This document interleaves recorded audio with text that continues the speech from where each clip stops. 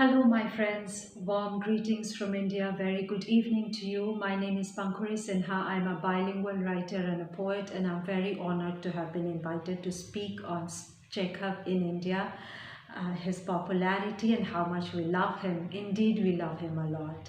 First of all, I would like to thank the president of this festival, Andrei Cherner, Mr. Andrei Cherner, deeply for having given me this invitation and opportunity. I truly appreciate. It's very big for me. We almost grew up reading Chekhov and we admire him a lot.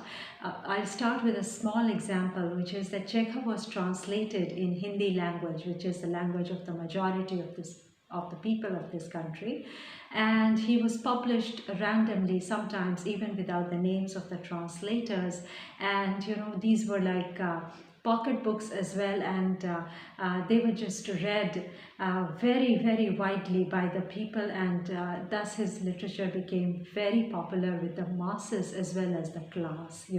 There's a lot of research work being done on Chekhov in big universities. I would like to tell you a little bit about them.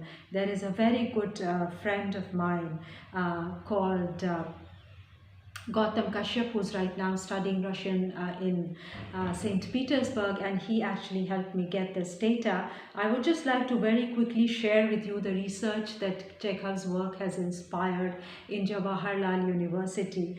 First of all, there is a scholar named Professor Shankar Basu who's written 3 books on Chekhov, and they are Chekhov and Tagore, a comparative study of their short stories. 1 book dedicated to Anton Chekhov's selected letters. The 3rd one is Intelligentsia in the short stories of Tagore and Chekhov. And there are further MPhil papers written on him, and these are on the topics of the embodiment of childhood and children's character. This was in 2015 in the works of Chekhov. Artistic features of the stories by A.P. Chekhov and R.K. Narayan. The 3rd one is Artistic Features of Stories by Chekhov and Bonhoeffer. The 4th one, Plotless Stories in the Works of Chekhov and Premchand, Establishing the Author's Voice in the Stories of Anton Chekhov. This was in 1996.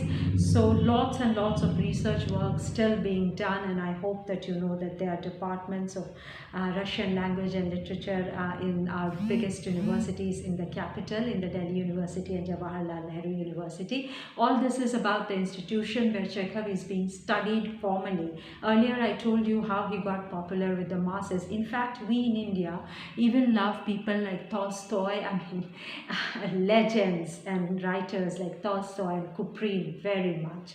But I was telling you about the translation story, how it got to the language of the people, that initially these were translations that were done by people who were translating Chekhov, and then, what the publishers did was to just publish them without their names, make minor changes and print several versions and just popularize it. But very lately, I would like to mention a scholar. He's actually a professor of Hindi language and literature. He's a poet from India, Anil Jan Vijay, and he has translated from original Russian 140 stories of Chekhov. I would like to name a few because I spoke to him last night and I asked him to name a few favorite stories. So these are Ek Chota Sa Mazak in Hindi, which is Shutska in Russian, Romance, which is Dama Sabachki in Russian, Girgit, Chameleon in Russian,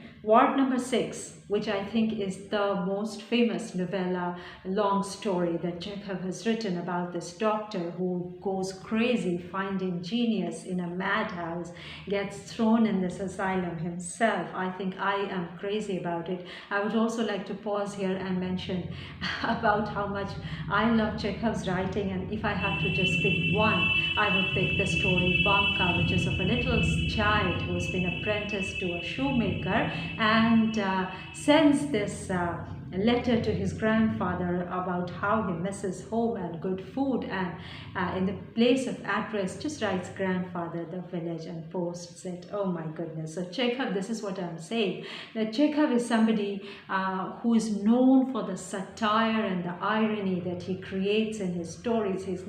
He's understood as one of the master story writers in today's times as well.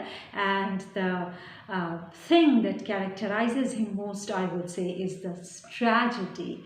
Shakespeare is very famous for it, and I would say that Chekhov too writes these stories that can actually break your heart in two. So there it is. Afterward, number 6, which is called Palata Nomer Shest in Russian, there is a story called Karonda Kruzovanik, and Typhoid Thief, Kashtanka, Ek Kutte Ki Kahani, which is a story of a dog. The name of the dog, I think, is Kashtanka. So the title is the same in Hindi as well. Unnidi, Spyat Khochityasya, Bemani Jeet, Ninu Jhanya Pabeda, Ladke Maji Ki. These are some of his favorite stories, my friends.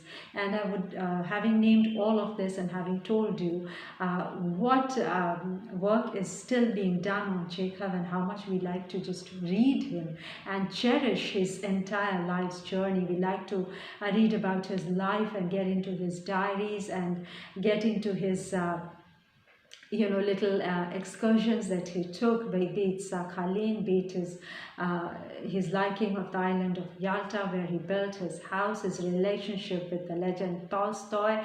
We love Tolstoy as well. I already told you how much we love Tolstoy and Kuprin and so many other writers. I would also like to say that Mr. Anil Janvijay, who has also published 3 collections of these translations, has memoirs and the memoirs by Olga, who is the wife of this writer Chekhov, and then by the first Nobel Prize winning Russian author Ivan Bunin, and then by Kuprin himself. So it's quite a collection. I would like to end here because time given to me is very short, but I hope to speak more on this topic some other day. Thank you so very much.